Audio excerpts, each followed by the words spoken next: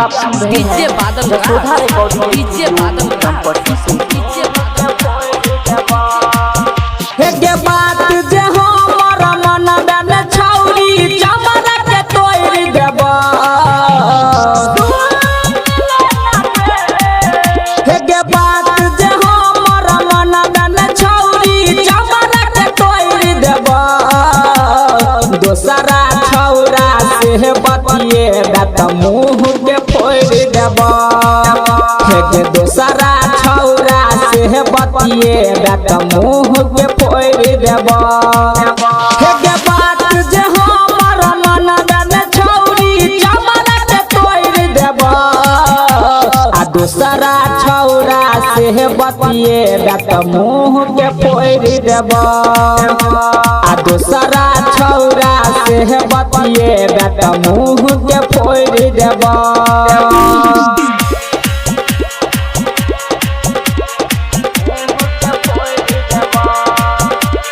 DJ बादल राज, DJ बादल राज, DJ बादल ओहो phone पे लागल रहे छातु शुभ साँझ गे। अब भाई बापू के कनियो करे नहीं छलाज गे। ओहो फोन पे लागल रहे छातु शुभ साँझ गे। अब भाई बापू के कनियो करे नहीं छलाज गे। सच कहै छियौ गे छौरी हाथ पे तोड़ देबा। सच कहै छियौ गे छौरी हाथ पे तोड़ देबा। आ दोसरा छौरा से बतिए बात मुँह के फोड़ देबा। आ दोसरा छौरा से बतिए बात मुँह के फोड़ देबा। सुधर जो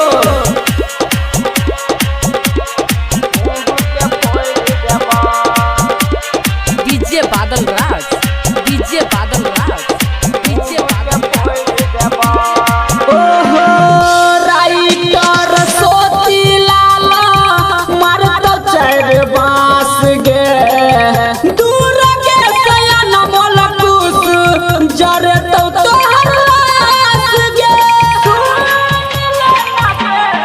ओहो राइटर सोती लाला मारत चार बांस गे।